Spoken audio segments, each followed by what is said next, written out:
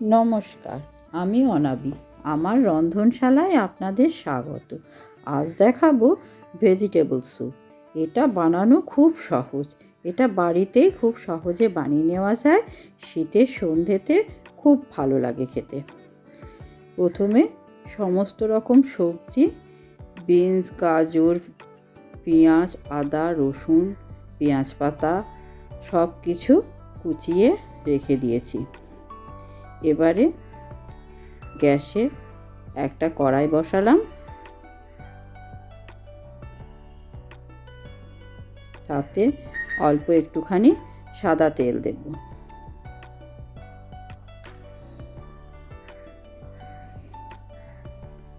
তেলটা একটু গরম হয়ে গেলে তাতে প্রথমে হাফ চামচ রসুন কুচিয়ে রেখেছি সেটা দিয়ে দিলাম, আর হাফ চামচ আদা কুচি দিয়ে দিলাম। এবার দুটো একটু ভালো করে নাড়াচাড়া করে নেব। এবার এর মধ্যে একটা ছোট সাইজের পেঁয়াজ কুচিয়ে রেখেছি সেটা দিয়ে দিলাম।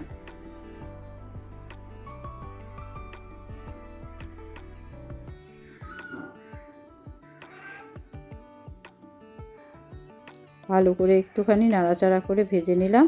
তারপর গাজর কুচিটা দিয়ে দিলাম।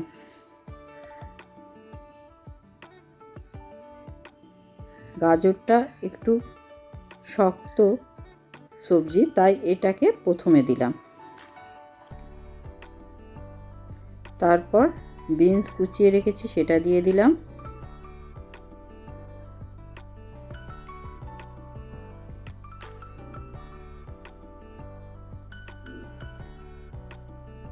এবার এর মধ্যে দুটো কাঁচা লঙ্কা কুচিয়ে রেখেছিলাম সেটা দিয়ে দিলাম। বাচ্চারা খেলে কাঁচা লঙ্কাটা দেবেন না। এবারে একটুখানি কর্ন দিয়ে দিলাম।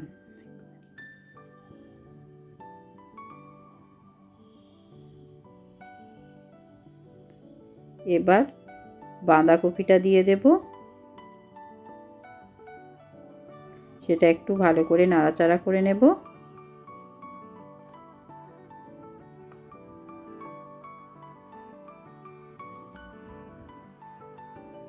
এবার এর মধ্যে মটরশুঁটিগুলো দিয়ে দিলাম। শীতকালে যে সমস্ত সবজি থাকে মোটামুটি সবই এর মধ্যে দিয়ে দেব। এবার অল্প খানিকটা লবণও দিয়ে দিলাম। এবার ভালো করে একটু নাড়াচাড়া করে নেব।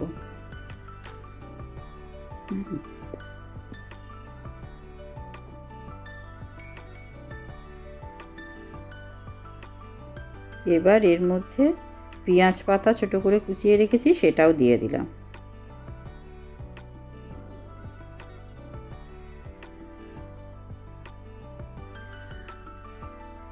এবার হাফ চামচ মতো গোলমরিচ গুঁড়ো দিয়ে দিলাম।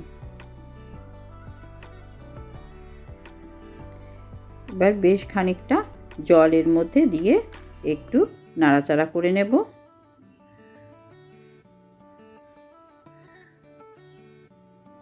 এটা বানানো খুবই সহজ, খেতেও কিন্তু খুব সুস্বাদু হয়। এবার একটা ঢাকা দিয়ে 7-8 মিনিট ফুটতে দেব। 7-8 মিনিট পরে ঢাকাটা খুললাম। মোটামুটি সবজিগুলো সবই সিদ্ধ হয়ে গেছে।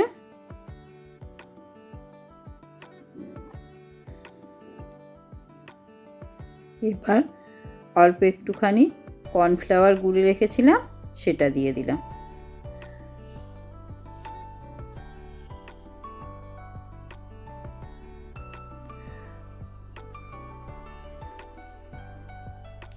কর্নফ্লাওয়ারটা দিয়ে একটুখানি ফুটিয়ে নেব।